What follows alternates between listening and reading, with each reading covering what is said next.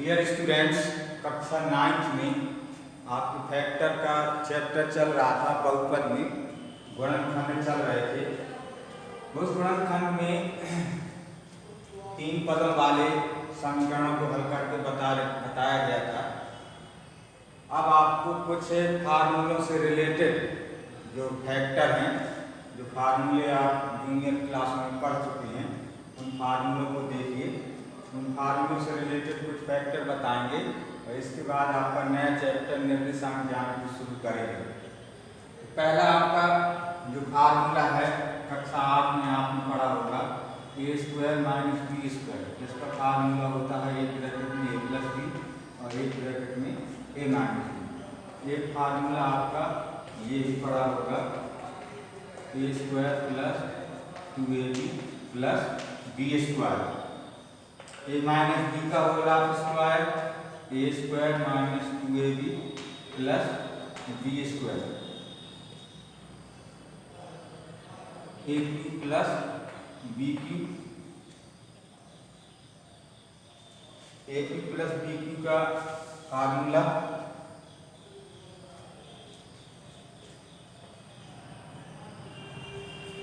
इन फार्मूलों के आधार पर कुछ न्यूमेरिकल कक्षा 8 की किताब में आपको दिए होंगे ये फार्मूले, a³ - b³ a³ + b³ a + b का होल क्यूब और a - b का होल क्यूब। इस तरह के फार्मूले बुक में आपको दिए होंगे। इन फार्मूलों को आपको देखना है, इनसे रिलेटेड न्यूमेरिकल कैसे हल करते हैं। पहला फार्मूला लेते हैं। पहले फार्मूले पर कभी कभी इस तरह क्वेश्चन आ जाते हैं, संख्या दी रहती है, जैसे मान लीजिए 99 संख्या दी गई है और इसको हमें हल करना है। तो अगर हम इस 99 का जो वर्ग दिया है, इस 99 में अगर हम वर्ग करेंगे तो इस तरह से करना पड़ेगा हमें, 99 × 99। तो इसमें काफ़ी कैलकुलेशन हो जाएगा और फार्मूले के माध्यम से हम इसको आसानी से हल कर सकते हैं। देखिएगा किस तरह से हल करेंगे फार्मूले से। इसको हम ऐसा लिख सकते हैं, 100 - 1 का होल स्क्वायर। ठीक, अब 100 - 1 का होल स्क्वायर है तो 100 - 1 के होल स्क्वायर में आप देखें कि ये फार्मूला हमारा इसमें हो जाएगा, a - b का होल स्क्वायर। तो इसके हिसाब से हम देखेंगे तो 100 का वर्ग -2 × a × b और प्लस b का वर्ग, वो आसानी से हल हो जाएगा।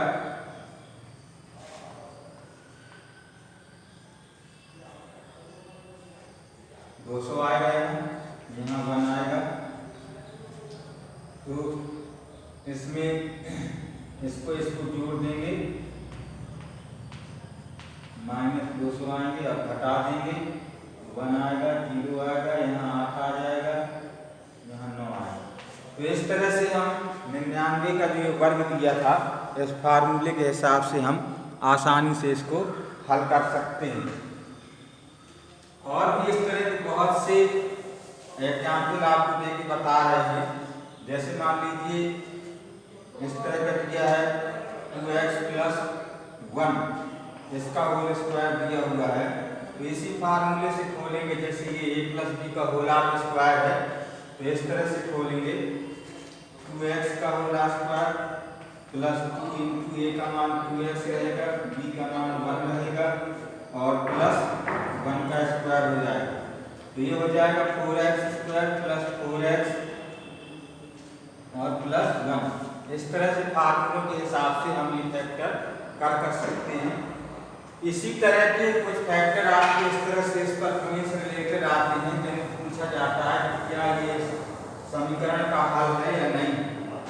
उदाहरण के लिए हम एक समीकरण लिख रहे हैं, x² + 2x + 1, x = 1 पर इसका हल है या नहीं। तो इसमें क्या करना पड़ता है कि x की वैल्यू इस पर समीकरण में रखते हैं। अगर ये संतुष्ट होता है, ठीक, संतुष्ट का मतलब अगर इसका मान 0 आता है रखने पर तो ये संतुष्ट हो जाएगा, तो कहा जाएगा कि x = 1 इसका गुणनखंड है। तो अगर नहीं आता शेष पर 0 हल करने पर तो लिखेंगे कि इसका गुणनखंड नहीं। जैसे x बराबर 1 रखेंगे तो 1 का स्क्वायर प्लस 2 इंटू 1 और प्लस 1, तो यहाँ 1 प्लस 2 प्लस 1, तो यहाँ कितना हो जाएगा 4। तो इसका गुणनखंड नहीं है। x बराबर 1 इसका गुणनखंड नहीं है। अगर हम x बराबर -1 इसी में रख के देखें, देखना x square plus 2x plus 1 x बराबर -1 पर, तो देखिएगा x बराबर -1 रखेंगे तो -1 का वर्ग प्लस 2 इंटू -1 और प्लस 1, यहाँ आपका 1 आएगा, यहाँ माइनस का 2 आएगा, यहाँ प्लस का 1 आएगा, 0 हो रहा है। तो हम लिख सकते हैं x बराबर -1 या 1 को इस साइड लाएंगे तो x प्लस 1 इसका एक गुणनखंड है। तो इस तरह से हम जो आपको बहुपद का चैप्टर चल रहा था, तो इस तरह से हम ये देख सकते हैं कि हमारा जो दिया हुआ है x का मान है, अगर समीकरण को संतुष्ट करता है तो हम कह सकते हैं कि इसका गुणनखंड है, और अगर नहीं है तो लिख देंगे कि इसका गुणनखंड नहीं है। तो इस तरह से हम फैक्टर का जो चैप्टर आपका चल रहा था, इसमें से सवाल हम हल कर सकते हैं। इसमें बहुत से सवाल आते हैं, आपकी एक्सरसाइज में दिए गए होंगे, तो बुक से आप उनको पढ़िए। और इसके बाद अब आपका नया चैप्टर शुरू करते हैं, निर्देशांक ज्यामिति। तो निर्देशांक ज्यामिति को और थोड़ा देख लीजिए कि किस तरह से इसको हल करना है।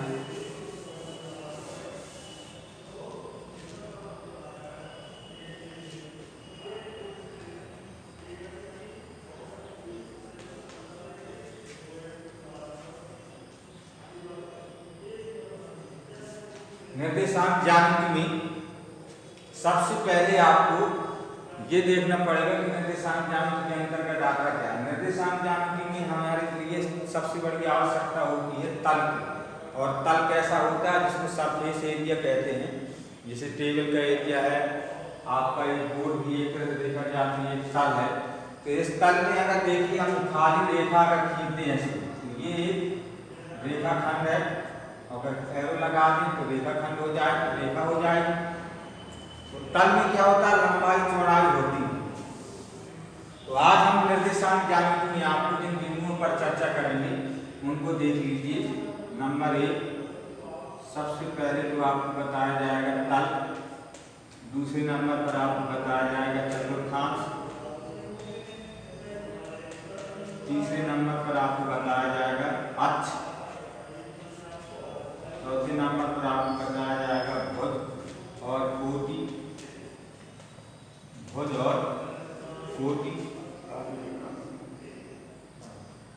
तल, चतुर्थांश, अक्ष, भुज और कोटि। और इसके बाद 5वें नंबर पर आपको बताया जाएगा बिंदुओं को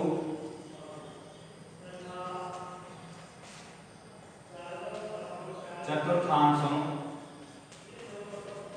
में निरूपित करना।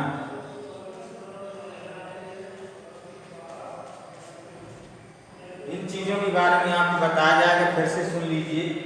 तल क्या है, चतुर्थांश क्या है, अक्ष क्या होते हैं, भुज और कोटि क्या होते हैं, बिंदुओं को चतुर्थांश में किस तरह से निरूपित किया जाएगा, इन सब चीजों के बारे में आपको बताया जाएगा। तो सबसे पहले आपको जो देखना है वो देखना है कि ये जैसे मान लीजिए ये लंबाई चौड़ाई की एक सरफेस तल है, इस तल को हम इस तरह से निरूपित किए दे रहे हैं ये। तो इसमें आपको ध्यान से देखना है कि ये आपका x अक्ष है, ये क्या है, x अक्ष, और ये क्या है, y अक्ष। हमने एक तल को 4 भागों में बांट दिया है, एक तल को क्या किया है, 4 भागों में बांट दिया है। अब 4 भागों में जब बट गया है तो इसमें 4 चतुर्थांश बन गया। अब 4 चतुर्थांश में ये आपका प्रथम चतुर्थांश कहलाएगा, प्रथम चतुर्थांश। ये आपका कहलाएगा द्वितीय चतुर्थांश, और ये आपका कहलाएगा तृतीय चतुर्थांश, ये आपका कहलाएगा चतुर्थ चतुर्थांश। इन चारों चतुर्थांशों को आप ध्यान से देखिए, अक्षों को देखिए, जितने भी हमने यहाँ टॉपिक आपको दिए हैं ये इन सब के बारे में चर्चा है। कल हमने आपको बता दिए जिसमें लंबाई और चौड़ाई हो वो सरफेस एरिया तल कहलाता है। इस तल के हमने चार चतुर्थांश बनाए, इन चतुर्थांशों को देख लीजिए। ये चारों आपके चतुर्थांश हो गए, तो आपका तल हो गया, चतुर्थांश हो गया। इसके बाद अक्ष भी हमने बताए, ये एक्स अक्ष कहलाता है और ये कहलाता है वाई अक्ष। एक्स अक्ष के जस्ट विपरीत में अगर देखा जाए तो ये एक्स डैश अक्ष कहलाता है, यानी इसमें माइनस के नंबर आएंगे, इसमें प्लस के आएंगे।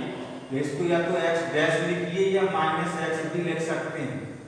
इसी तरह से वाई अक्ष, यहाँ ऊपर इसमें धनात्मक नंबर आएंगे सारे और नीचे इसमें ऋणात्मक भी आएंगे, इसलिए इसको या तो वाई डैश से निरूपित करेंगे या माइनस वाई से निरूपित करेंगे।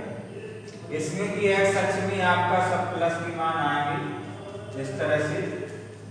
और ये जो मूल बिंदु होता है जहाँ से मध्य में चिन्ह बना रहे हैं, ये आपका मूल बिंदु होता है। और मूल बिंदु के जो निर्देशांक होते हैं वो 0,0 होते हैं। मूल बिंदु के निर्देशांक 0,0 होते हैं। तो इसके बाद हम आपको अभी अच्छा आपने समझ लिया, एक्स अक्ष वाई अक्ष। एक्स अक्ष ये भी है, लेकिन यहाँ विपरीत साइड जो दिया है यहाँ माइनस के अंक आएंगे। जैसे इसमें वाई में प्लस के आ रहे थे तो नीचे साइड माइनस के आएंगे। चतुर्थांश आपके चार हो गए, ये देख लिया। अक्ष हो गया, तल हो गया, चतुर्थांश हो गया। अब चलते हैं भुज और कोटि। तो एक्स अक्ष पर जो भी मान आपका दिया रहेगा, इसी एक्स अक्ष को हम भुज कहते हैं। क्या कहते हैं? इसका दूसरा नाम क्या है? भुज। और इसका नाम क्या है? कोटि। वाई अक्ष के मान ये भुज और कोटि कहलाते हैं। किसी भी निर्देशांक को जब निरूपित करते हैं तो भुज और कोटि के रूप में ही उसे लिखते हैं। इस तरह ब्रैकेट में लिखते हैं, पहले भुज और दूसरे नंबर पर लिखते हैं कोटि। यही निर्देशांक बिंदुओं का निरूपित कहलाता है। चतुर्थांश में बिंदुओं का जो निरूपण किया जाता है वो भुज और कोटि से ही किया जाता है।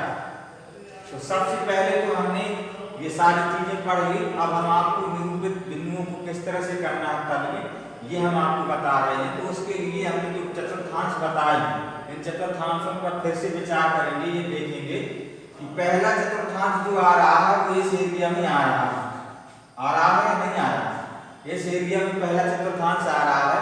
और इस दोनों इस एरिया में देखिए जो आपके जो एक्सेस हैं, एक्स अक्ष यानी जिसको भुज कहते हैं, और इस अक्ष में वाई अक्ष यानी जिसको कोटि कहते हैं, ये दोनों आपके धनात्मक है। धनात्मक की नहीं, तो इसमें भुज भी धनात्मक और कोटि भी धनात्मक। इसको क्या लिखा जाएगा?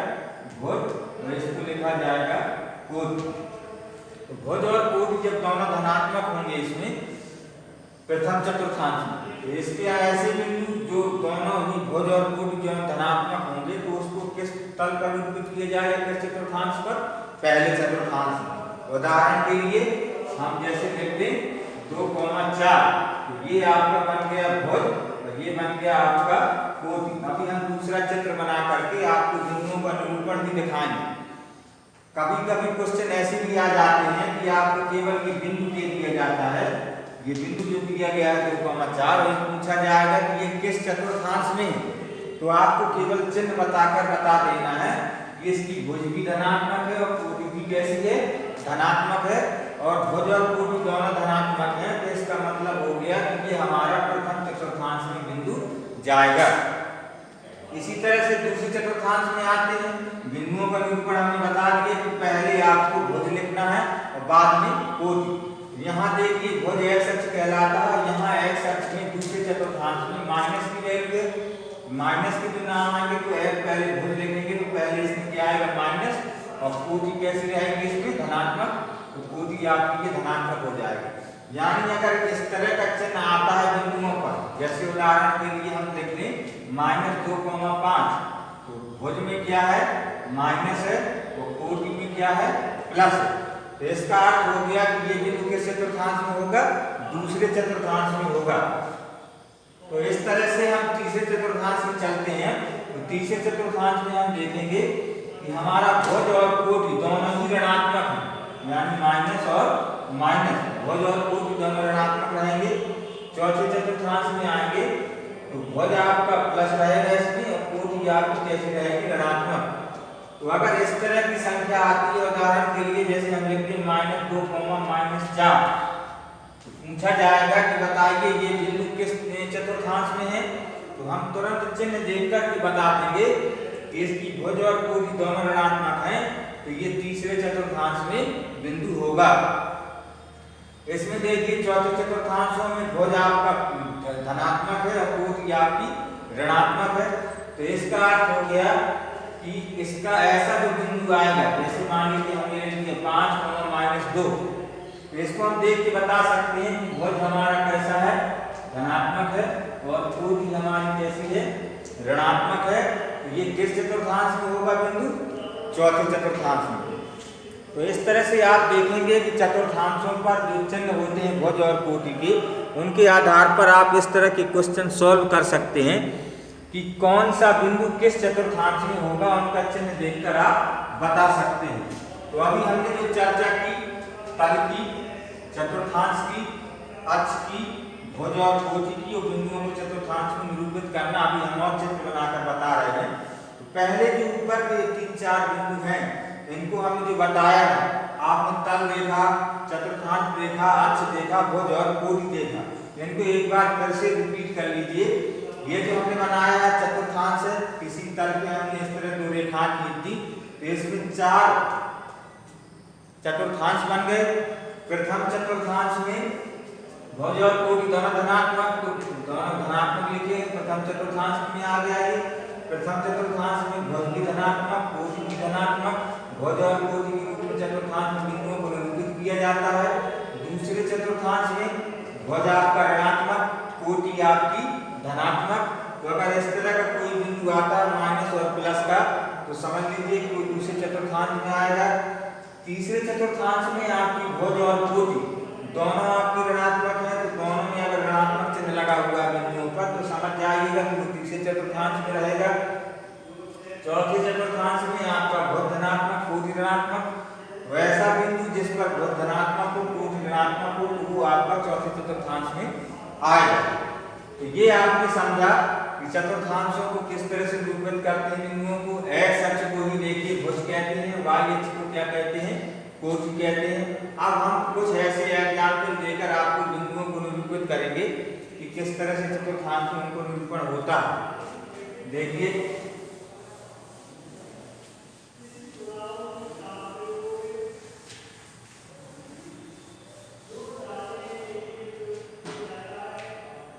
हम कुछ बिंदु लिखे दे रहे हैं, 2, 5, 1, 2, 2, -1, 4, 4, -4, 4 और 5, -1, -5, -2। इस तरह से ये हमने बिंदु दे दिए। इन बिंदुओं को